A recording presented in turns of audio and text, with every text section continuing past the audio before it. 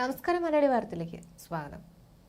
പിണറായി സർക്കാരിന് ഹേമ കമ്മിറ്റി റിപ്പോർട്ടിലെ ഒഴിവാക്കപ്പെട്ട ഭാഗങ്ങളിലെ അന്യായങ്ങൾക്കെതിരെ എന്തെങ്കിലും നടപടിയെടുക്കാൻ സാധിക്കുമെന്ന് കരുതുന്നില്ല എന്ന് പ്രതികരിച്ച് BJP നേതാവ് ശോഭ സുരേന്ദ്രൻ.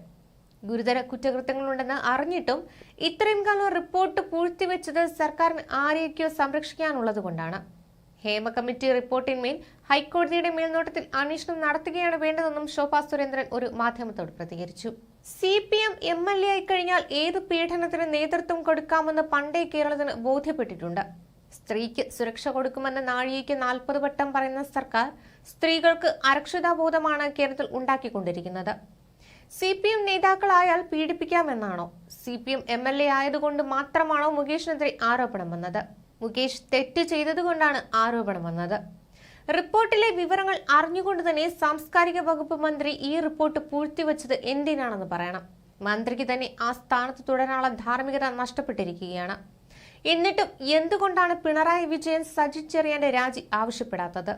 സാംസ്കാരിക വകുപ്പ് മന്ത്രിയുടെ അറിവോടെയും സമ്മതത്തോടും കൂടി ഈ കൃത്യത്തെ സഹായിക്കാൻ ശ്രമിച്ചുവെന്നാണ് സ്ത്രീ സമൂഹത്തിന് മനസ്സിലാക്കാൻ സാധിക്കുന്നത്.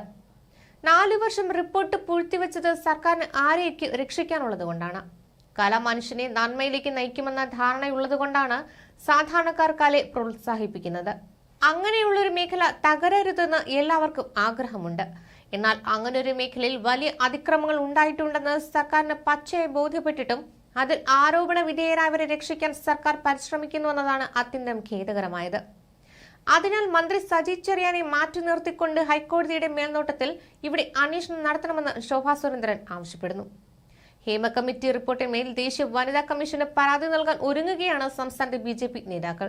ഇരയാക്കപ്പെട്ടവരുടെ സ്വകാര്യത സംരക്ഷിച്ചു തന്നെ കുറ്റക്കാർക്കെതിരെ ശക്തമായ നടപടി വേണമെന്നാണ് ആവശ്യപ്പെടുന്നത്. അതിനിടെ മുകേഷിന്റെ രാജി ആവശ്യപ്പെട്ടുള്ള പ്രതിഷേധങ്ങൾ ശക്തമാകുന്നതിനിടെ മുകേഷ് MLA തിരുവനന്തപുരം കുമാരപുരത്തെ വീട്ടിൽ നിന്നും കൊച്ചിയിലേക്ക് തിരിച്ചു. പ്രതിഷേധങ്ങൾ കനക്കുന്ന സാഹചര്യത്തിൽ കൊല്ലത്തെ സ്വവസതിയിലേക്ക് മുകേഷ് പോകാൻ സാധ്യതയില്ല എന്നാണ് വിവരം. MLA ബോർഡ് ഒഴിവാക്കിയ കാറിൽ മാധ്യമങ്ങളെ കാണാതെ പോലീസ് സുരക്ഷയിലാണ് മുകേഷ് തിരുവനന്തപുരം വിട്ടത്. രാവിലെ 7:30യോടെയാണ് MLA യാത്ര തിരിച്ചത്. മുകേഷിന്റെ രാജി ആവശ്യപ്പെട്ട് വിവിധ യുവജന സംഘടനകളടക്കം പ്രതിഷേധവുമായി രംഗത്തുള്ളതിനാൽ കനത്ത പോലീസ് സുരക്ഷയിലാണ് മുകേഷ് കുമാരപുരത്ത് വീട് വിട്ടത്. രാജിക്കായുള്ള മുറവിളി തുടരുമ്പോഴും പരസ്യ പ്രതികരണങ്ങൾക്ക് ഒന്നും മുതിരാതെ അജ്ഞാതവാസത്തിലായിരുന്നു മുകേഷ്. കഴിഞ്ഞ ദിവസം പ്രതികരിക്കുമെന്ന സൂചന ഉണ്ടായിരുന്നുവെങ്കിലും നിയമോപദേശത്തെ തുടർന്ന് അദ്ദേഹം മാധ്യമങ്ങൾക്ക് മുന്നിലെത്തിയില്ല. തനിക്കെതിരെയുള്ള ലൈംഗികാതിക്രമ പരാതിയിൽ പരാതിക്കാരിക്ക് ഗൂഢലക്ഷ്യമെന്നാണ് മുകേഷ് ആരോപിക്കുന്നത്.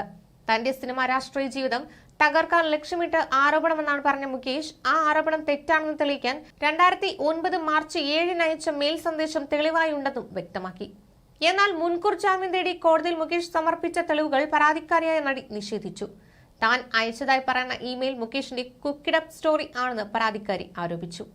ന്യൂസ് ഡെസ്ക് മലയാളി വാർത്ത.